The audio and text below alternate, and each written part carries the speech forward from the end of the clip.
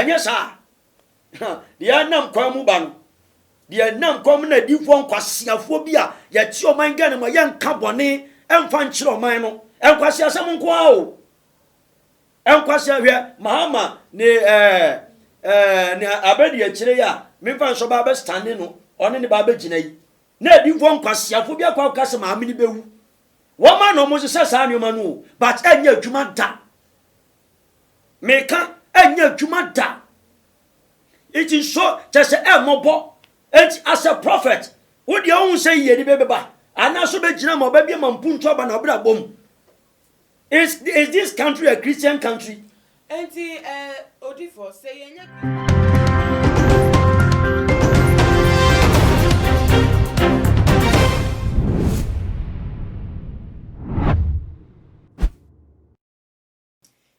for a mamo akwaba shronko eba too much G8 video so dano and sema a see ewo or my mono ye sinkonya say ye de ebe too many and so ABS is nebusia for wo share the trend aba Ghana musisana and go for the na for mo hadwin se si ano and go for asase bisebisa nsem ora nansen asem sipenia obi afa eye nkosua no afashina pro abegina social media no obodua ye crampo na bi mu kra for me group a wo mo form ho common sense family amata say wo hwe de baby anyama no ekeka kwa enkofo asem mo be se mo nkanto a ne say Kristo sumoyi enye ye dia na wo mo sa ko mo dade mu sankofa empeni focus o mo ka say wo ko baby na enye ya otibi say we chi kofa na no bi na ase de si ano Ghana fo bi da na obochi de akofa tete nyama na ye gidi na ya abosom sem ne sa nyama ni bi na no na brother the seat show kweku anan esa ball ensem we so ewo show no so wodi ebisa say Ghana ha say anase ohwe ebiriman nyamu a suma ya ji atum se Kristo sum no enu na ye gina so edi na Ghana ya boni din say Christian country no ye betima ka say no kware mu no Kristo sum ewo oman mu ana Kristo sum no ebipo wa hapa ndi ana yensan yechi enkofa yesuma yesum de dadanse na abrofo di Bible ebre ye ewo oman mu so de betima de ye ho completely ana say yen so abrofo de no mo dama na dan de bia ye duo mochi duo mo beye ene duo meka ene ebedi eche ensemwe ene nyama bia keka wonti ato nsa de afre Odifo Prophet Bernard Estiam say o meboa na ensemo yempe ne pomasibre na asafo a woda no Holy Ghost Fire and Prayer Ministries enti jibre yenko bebia ye ba asisia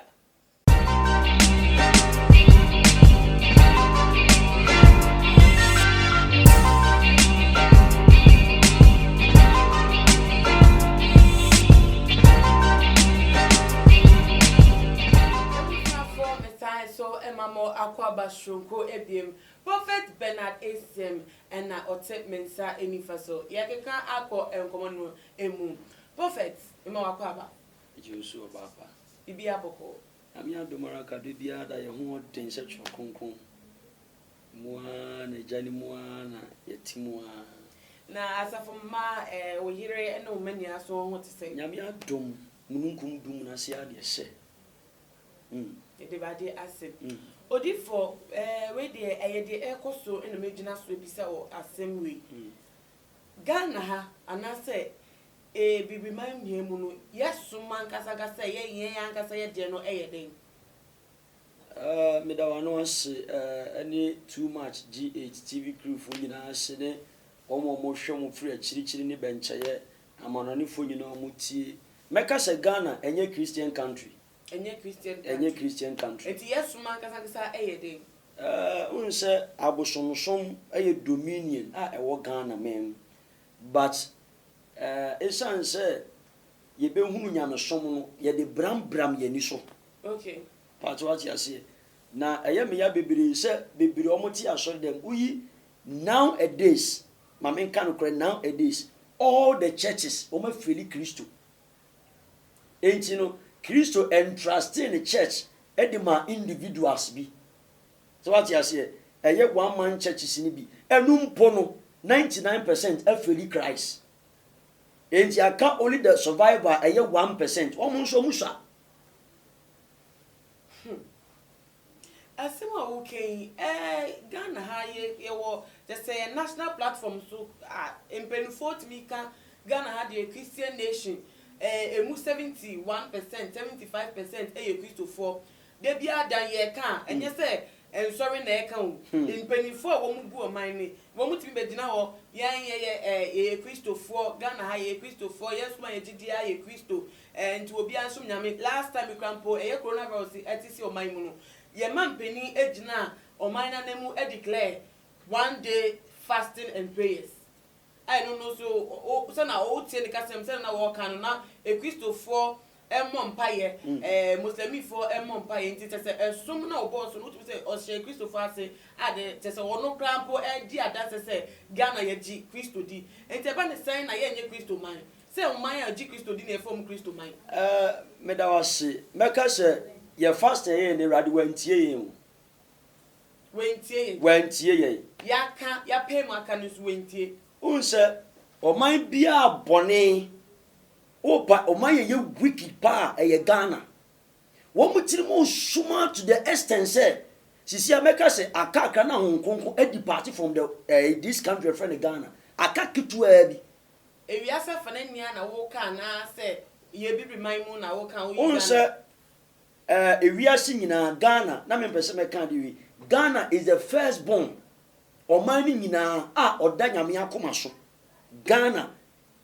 even though the underworld for no community said Ghana is the firstborn of ye nyankopon ye Kristo ye dana akoma so pa but esam boni ne sumu nyuma bia ye tim o man nim o man ya ye pelo to twa betima ka se o man we Christian country na asemo de enti bi da ye o man ya ye pel dwaman eche nyamsom obetima ka se o man we Christian country o man ye pen kwase asema chiridie obetima ka se o man we Christian country ko Israel na ko hwe nyamsom basa ne yesum ha no enye anu bi so what you say na say Israel for crampo ye nim crampo Bible dia wa cho for mo krate say suman a ye de bi edi e wo Ghana no na ebi wo mutem wa na nyame bu afuo mo ni bu fuo mo no otwo maso akakra na te say den awoba odunso bu na so untimi entwa mfi wo bepepa no asakofa na ade ababiem or the bab 10 times to crampa still now wo from eno kra matter say onu ni ba Jesus Christ cross from Bible records no de pa wo muntem senka wo muntie no crampo no wo mo eto so kunu enti say Israel from boy nim say omo no mo da yakopon akoma so ate say yakopon afrom ne ba pekope no si wo mo po say esu bi e wo muntem na ye Ghana first yes ye Yesu di abeji Yesu atum say o man ni ye besom no na boni say we ntema no te say ba ne send e chi mfi nyame nchen meka say afiansa na nipa ba be hu wo Ghana the month of August kopem 31st night obi amodate the month of August kopem 31st night one ye very careful ni wan dua hu ye wo nyame mu a obeti be call out obesia demon physical obedai ni hu adi a kire wo asat now busa so man be ne pelo to twa aye sanfre hu Christian kan o man be ne pensa no hwe se do man gan ye pensa we and ye fa to French for man o Togo Benin ye Burkina Faso wo mo so pensa Nigeria for ye nuanu so mo so pensa unse wo mo pensa but how can you call a country a wo mo ti say sumwe mu okay Bible so bi obenum nsa bia be kobo nsam jem okay entu de Ghana population 29 million se mu 27 million enum nsa Christopher ne yesai emu nkola nyina ne yomo no nsa tese nyuma basa enti Kristo enyankopo ankasa de sisi apa de meka no kure bi aka kete na amomo nkonkoye wati ase na empanimfo no so bi join occultic kingdom esumu nyuma rituals omo ye osumu no enti se pani kwakoje law free occultic kingdom grandmaster nchen no de be wuliwa me ba cha wo nti sumu what on na scenario ne tie enti Ghana pa de enye Christian country erade bufu afu ye no enye Christian country erade bufu afu ye o strike here one day na me bompai said that sa obeka se due enka wiase no na oba be fa ahotefo ko enye sa dia nam kwa mu ba no dia nam kwa mu na difo nkwasiafo bi a ya ti oman ga ne mo ye nka bone emfa nkyere oman no enkwasi asem nko a o enkwasi ahwe mahama ne ne abedi a kyere ya memfa nso ba stand no one ne ba gina yi na difo nkwasiafo bi akwa kase ma amini bewu wo ma no mo se sa nyoma no but enya adwuma da meka enya adwuma da. It is so just a mobo. It as a prophet. Would you own say ye beba? And also be Jinamo baby mampuncho and obra boom. Is this country a Christian country? Enti odifo say yenye Christo yen so Christo ni Christo maya. Ene asumem pan na wo man because go for some. Onsa meka say ye ya bosom suman ba say dia kate ni say Christofo. Kwa santimem ko hwe. Kwa santimem ko hwe. Wabu bodia masuma ni ba TV station ebe ya announcement etudubofo se okum ni padodo entomu nya aduabo atere ko so ati ase okoka ose ye nananom amamre amane eni nyina nso abosomsom so ati ase mi fancy ye mi kroma mani me nkoda me kweden ho ede na kire se Kristo ti mu Bible so okiri nsago ni abosomsom na chiwade kase. So what you say? Encho my friend Christian country sa enia boni we mu a na the Christian not tie mu no we mfa. Enko for keka say obroni na wode Bible ebre oman no aye so mu jitu mu no ono aso na de enkwasom ebre eba ye so ese te say ye njapade ye nyama pa ye wo ye ntem no mutam ko ye ema ye bra se ade ebibiman nya akechire na wo hwe ebibiman de we ye bu ye man democracy ya je atum nia na ya abrofi ya akro ya na de maye enu nti de bia da no se ya je omunyema atum nti enkoso emma ya fa de bia se yaka yen ya hye o ma se enu nti de be papa man ne se ye besa ye chi akofa yen de a ye nim no ye na nanom no de ye nim de dada ne ye timi apre because o tie tete abakoso ma wo mu anonom wo ho mo di sa nananom ejidi no na wo mu timi ekon eji wo mu man esi wo eye nepa emo mu man nanso abrofo de Bible ba ya yeso mu aye ditu mu pe enom de nkwasun sa be hye so nti anu no sa asemam ka no kra be mpa ne wo mu sa meka sense omoboa sen no me mfa nse me Bible we se oba kenkan na beti ase ade se honkonkon boa wo. Okay. Encho bi a honkonkon ntini mo fa Bible no ohun ni ti se daily graphic. Ohun ni ti se spectator or kenkan. Bu saun se erade the 10 commandments ma Moses e mo nse na people no so no. Me pa cho Moses or African na so ebroni. Wa bu saun sa question no. Erade the san transem do the 10 commandments ma Moses no. Or de be ma man Israel man no. Israel she or ya blacks. Or me African countries woni bia. So what you say? Enti busa ho se nyame asema ntira nkokoro bi so be na kokoro bi so. Emra nyame nkurofo that the 12 apostles of Christ omo ye adwuma omo tutu kwan. Makion me ba cho makion. Me mpese me ka secret bi. But eduru wa ye beka. Only for na kind of prekwe. Makion odi nyame asem efiri amano ne bai. Oba bi sani gold na boso. And no pia Pentecost, and the Pentecost about the adui. But there is a secret. Secret no was on sir. Bible said the Odikan Ushian and Amon. Okay. First, Pao Pentecost, I want to mean set trousers. Go back to Kawanim, there be that. It's in my Holy Spirit dominion near Kasua Sodim. So what you say? But and Obia Jem, Aquacoya life. Akwa show yourself. But the real teachings of the gospel bring Amiasem no. Me imagine show them mama preaching. Am ya stop me that. Says of war. Baby akeka ko yo keka o kan okura ni kodi. Won be ja asore no. Enti brase. Holy Spirit awa hiti me no. Ya brema so asore dem. Ti eka mi kwa ko jai mai ka to se me pie. Because in the church of Christ, nas yan kan okura. One more fra bontin ba so ya na ya kire om ye be trom adwaman ye be trom winum ye be trom lototwa ye be trom nkwase asem akiri die ba che nyina ti aso de ma no kura nya adwuma no kura eni ho se odifo se ye cheche nyame asem na asole adoso na aso na adoso no egofo na te se wo mu kwa asole po no dia no mu di boni na etre se nyame som no eye de ma ya na se nyama because nkiye ni ehwe nim se ka bible no mpo nka gofo be hua bible no ana so be hu nyame asem na te se o ma bra ba dan na te se nkoso ye dia nkofo mo bible mu no mutimi ne bi krampo na te se etimi aba nipa bra bom na nkoso ani kese ye die na basa na so o man ni nya ye da so gina fa ko ne se ye sa ko ye chi krampo nti enu ti do mo gina so dia ka se o eye obroni no krampo ne bible de be no o de by so be say adwen no be twen asa na de bia do mutimi de esu nti no mo ka se ne no so odwen wo se me ka se o mu nim di o mo ka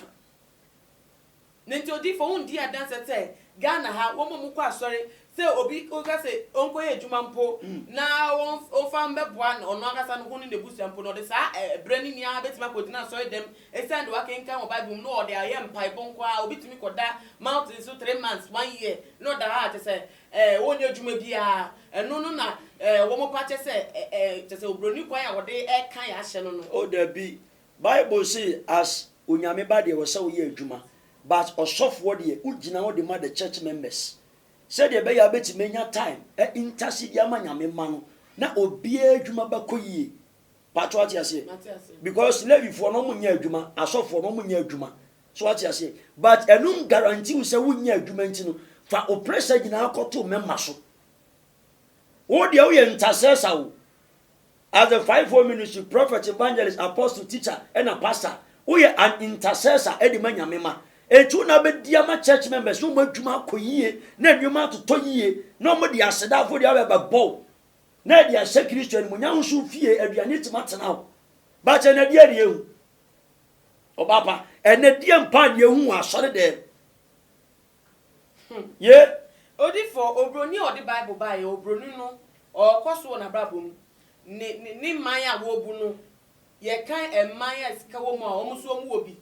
o madwuma wo mu ye adenti na ebibi mind de yeso ya gi bible kro ya tum na sesi ade krabo ye kro tim hu se nyam som kra che wo mu de na so kwa na ye koyechi unse opo mo ye very demonic ya abrofo wo mo conjure into the realms of the spirit ye demonic ya abrofo nene se o kan se na bible no kra bi enu o se wo de play mama nchiro bibi unse majority of the whites, do you know the word technology? Technology itself, it didn't technology, nanka say demon. Technology. Okay. But baby, I'm dually free no. Ye be a swatchera, mama. Said ye wo assume and ye wo hano. Sa no mo she wo give Christians. Aw me nyama so mapa. Aw me nyame makan. But dominating the world before conjoined to the realms of the spirit, demonic word no. So what you say? Enti, eya me say one of the days that was 2018. Me baby invite me say come in America. Na nka bia me nyame ase me me oye ya me say me mother. That American country me be ye adwuma ho da. Woni bi entia. Because me nya do say krim Kristo ma me home. Holy Spirit ma me ho beka se me nko na adwuma. Na e ho be gina bonche preach. Obi num ne sabet ma ka say stop drinking. Yeah. Asi etimi bo to ha. Obi ta ne ba so na so obi no ba bi da. Obeka ka say so nyai etia Bible. They will laugh at you. Nowadays, a we are sitting in a yet to soon. But I can't be a secret so ya home. You better fire who's young cassa. No, I better say, be my name, some say, or Mamma de Brian. Ye nimun see one. But, who follow the teachings of the Bible? Sir, when be 100%, what allow so what you say? Bible see the king kind man in tiasie e ya kontre ne mpaibo so what you say eni da ho o si ma nwia de o wia de a Ghana constitution Ghana ayimra ni na etia ba bebre na so free Bible mu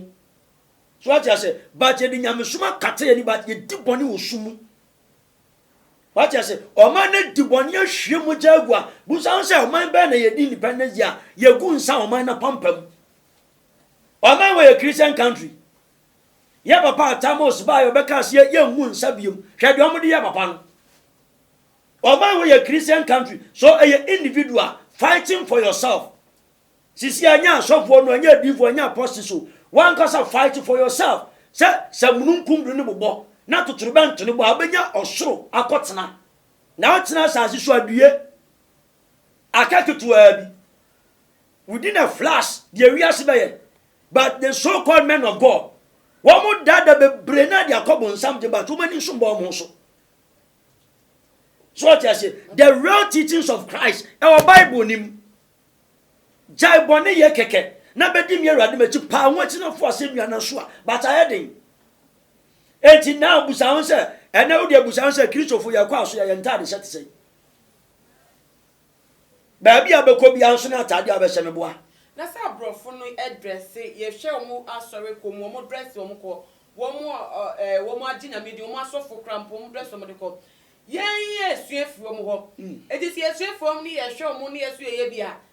na no ana se ebibi man yen su yen sum nyame wo yen bibi man ye se yesu ehu ana because we say ye ya abosomsumfo eti bosomsum eni ye ne amanye bi ewo mu no ye fa nra nyamesuma because omo som no eni omo nti ase no mo de bobra e wo mabrochi man mu ye fie de ye nim se kabani street oba che kabani street oba che atalententi okata ne hunsie sa na ye ka wo ye man mu eti se do the Bible bre mi se me nkwa asori na mi ntie nyame na me mbo mpaye onu nkwa asori otimi shenika otimi she trouser otimi dane tinwi eye ne colors bi ade kwa asori ko sum nyame ehu ni se onu nyame di nkita wudi na me ametiri bibi man me ka se me di ne chia enu na me ye bone wen make sure me that was so a big question we ama all the Pentecostal churches fall down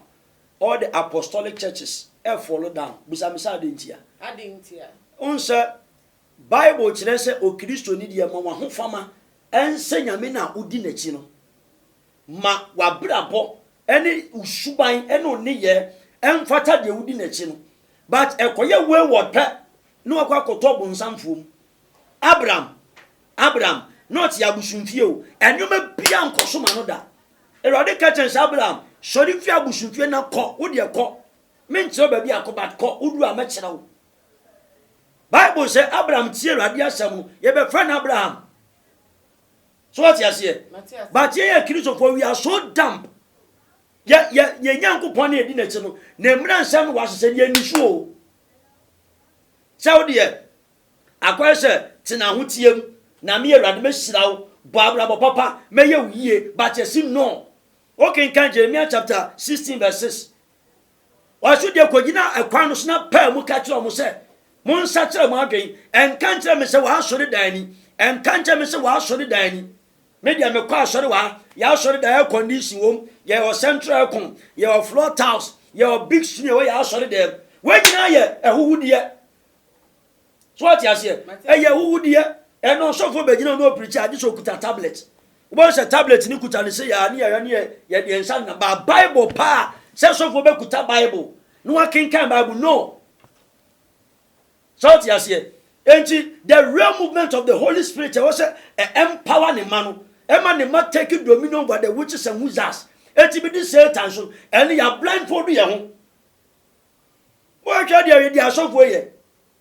Yeah, so for no better suspects kuntan was sinity to fumbi. Etire basa ye ya papa ya boni asin etira nyina ni aye bia ya jari. Won so for wa jari pen. Tete aso for ni tete adi for wan na jari. Odi ahwe na ene nyamesom se odi fo ya hye de hu omo ye beti omo nsem se ni ti enti se wate omo hu nsem a busa Holy Spirit ene ono tie mu o oye invisible spirit a humfo ani hu no but odo na oye na adwuma obey ni hu a kire wo okay so what you say enti ade bia ekoso busa se o menti wo yase Awurade kire me se de oni mo si di nhwe no esianto madan ni mu o se no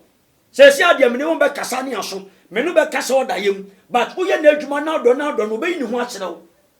se de oyi ni hu a kire Yohani Patmos people so be ni hu adi a kire wo so what you say odifo edi enkomo no esi no efutu ben na wo di etu wo mu asese awon fom ho adwen yesi ebi de common sense family wo mu yusu esi wo mu yusu wo nyansa ebi so ka se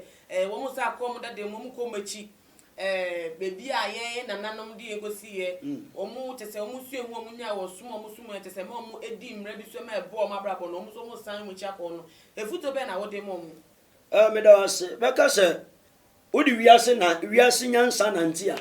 untimi ni nyame akida wo be fom kwan busa won se adenti na odi wiase nyansa be nanti na nyame mu nyansa de so ati ase na eya me ya pa se ene oman Ghana edane edi akosum edi akwa echiwade nyame bo ne ho ntam se mempe oman bia be sa no bola ebe dokoro sa man is na Bible ene hwefi dokoro Ghana but yeni mba ehun so se enwuma bi ayeye ena ma sa wa nyina ba but what you say ono bu so baba tima ka church for baba sacrifice be twa bansa tutu na ni bra twa ne nan so yi ni tiri nyina bra na nyame onye sada ti ba sire se wo mu tie me ahwefo ohwem no mu tie me yi a wo mu nsa ne nkofa tete atempon kwan no so erade ni tiri mu nya din o what do you follow the rules, the 10 commandments follow? Dini mran samso. Osim ye radema kama one time say, mema on patente. Mema betina sa so nyina che. Metusala di 967 years. Me pa chobia di 800 years pen. Enye ye breso. Esa boni a ye tim boni nti. So bi tiem no hwame a. Twi ho free boni mu. Na Kristo obesran ade amawo. Ba bi a wiase keka kon enche nyame ba. Na mesramu ahwefo a mo hweye nyame mba mutim de otiem no otiem ye onim se ho eye correct pa honkonko famum na kasa kirewo mesrawo ma ho kwan ewiase ko na wieye etumrika prepare no akwantam but nyame ma munyina mo na so na mo nkora mo mudiem na Kristo obesran de ama Kristo besran e de ama odi form mesrawo fa number so e ka ho e fama wo mo me number ni se ohabi da so amane bi da so oba pa ma memfa de we ntudwa okay eye asofo no a mode nyame ma kosum yesra mo ma me bi fra me fi mo TV station tintan kesi se spirit asofo ni de adwuma tata otewa na spirit na ayi ne ho se bese yen kwa asore spirit ni ba na oyira ya na sofo no nso afra ne se bese yen kwa asore o ma me sofo ni picture ni din nyina se ye papa kene Japan bo ni din enti sisi ana omu hu de omu ye eye masiraw se oda oha mu anyamane bim na bia wakosa nkofo ya so ne atetewa o de afra me nyame direction ye de be ma wo na ho ato we de ma mem kaka so fo be no meka se papa we de Bernard Bishop Bernard Nyanko no ya asoro na asoro enye fine hey enye fine spirit ni tata mame no wo ba ni nchen oba ni nchen meka se bese nkwa asole spirit oyi ni hu kira no bese wo mo ya asore oyira ya na sofo na frɛ ne se ye ya asore o se sofo na frɛ na o de ni din to black says no de na ma foforo frɛ no so mna asore by force na me bo man Ghana sobo munim nyame nko na munim Satan ko a me number ni 020 385 1633 020 385 1633 ebio 0249 631 876 0249 631 876 ohanya manye bia wonamu ahade ya Kristo oye kase Holy Spirit odinim manu ato makra mo odi for ano ato ampa na ebusianfo ye di esino na meka me so betimi a follow too much gh ye nsema ye de beto o te say updates latest trending issues betimi a follow ye ewo eye IG at @TooMaGH_. Ebiem so no bomodi a share videos ayede to dwai ema wadan fofo webusuafo bibi obon bia no so etimi ehu bi afemu aba se na nsem apostle ede ato aye odifo de ato no obetimi apiki bi na odi abo ne bra na ebiem so subscribe se won subscribe e san se dan no nyema ekoso no ye bomodi aye hu videos uploading we video so nti se wa subscribe ya ye uploading ya wo so betimi enya notification no wo phone so na wetimi ahyebi medi de na ama owuso agentwedia fatudwa ewe comment section medi besi antase na ebesan edi enhyemu bi